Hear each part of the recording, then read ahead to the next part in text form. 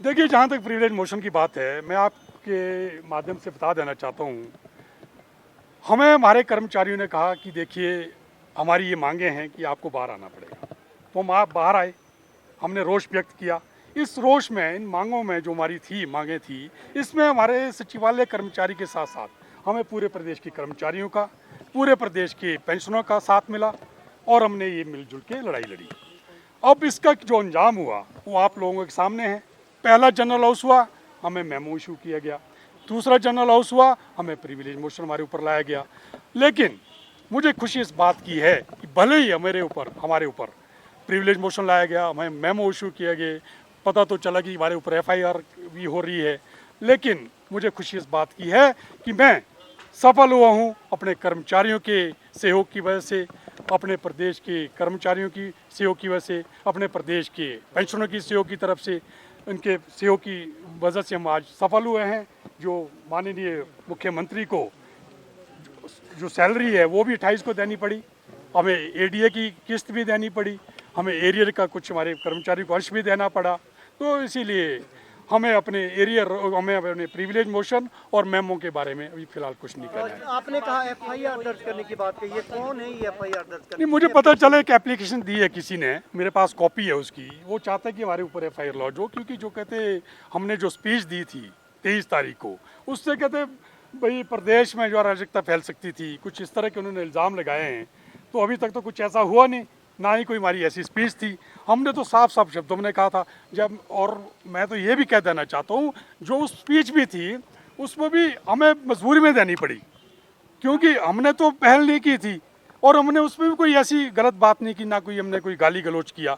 जैसे कि मैंने पिछले कल एक बाइट में कहा था कि पहले जब जनरल हाउस हुआ करता था उसमें तो गाली से ही शुरुआत किया करते थे। मांटा जी एक हुआ करते थे, सिगार लगाते थे, आप तो मुझे शायद आपको मालूम नहीं होगा, उनके बेटे भी आज रिपोर्टर हैं। इसी तरह से एक बार की बात है कि एक एमपी साहब थे, मेंबर ऑफ पार्लियामेंट, बहुत वरिष्ठ नेता थे।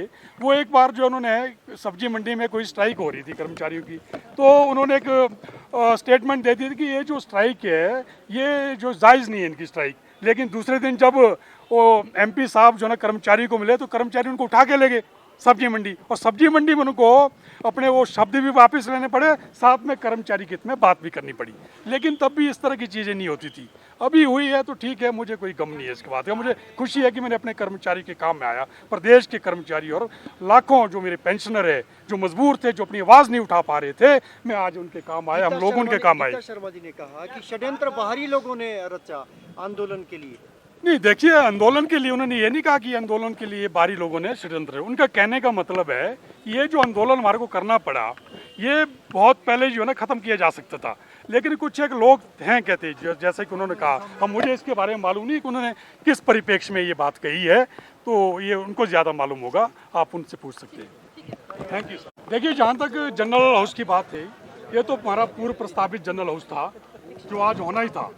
लेकिन इस दौरान माननीय मुख्यमंत्री ने जो हमारी एक मांग थी, मुख्य मांग थी, उसको पूरा कर दिया था। जैसे कि 4% एडीए की किस्त दे दी है 1/1/2023 से। उसके साथ साथ पूरे प्रदेश के जो पेंशनर है, उनके जो पेंडिंग मेडिकल बिल थे, उनको भी एक मुश्त क्लियर करने का उन्होंने घोषणा की है। इसके साथ साथ उन्होंने जो सबसे बड़ी घोषणा की है वो जो है, इस बार जो है 28 तारीख को पेंशनरों को उनकी पेंशन, वो कर्मचारी को उनकी तनख्वाह मिलेगी।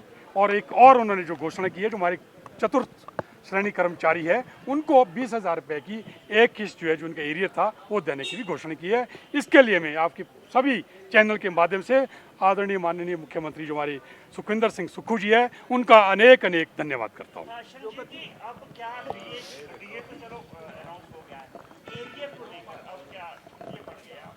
नहीं, देखिए, हम बहुत जल्द शायद हमारी अभी माननीय मुख्यमंत्री से मुलाकात होने वाली है।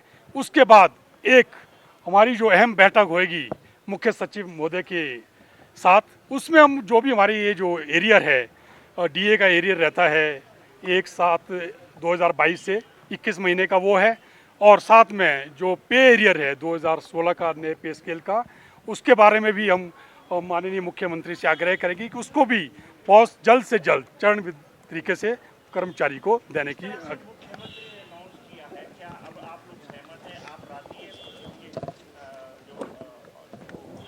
नहीं, जो अभी उन्होंने घोषणाएं की है उससे कर्मचारी काफ़ी हद तक संतुष्ट है। देखिए, जो प्रदेश की आर्थिक स्थिति है हमें उसको भी देखना है। ये हमारा परिवार है, जो सचिवालय है, हमारी जो पहले जो माननीय मुख्यमंत्री है वो सचिवालय के मुखिया होते हैं, उसके बाद वो प्रदेश के मुखिया होते हैं।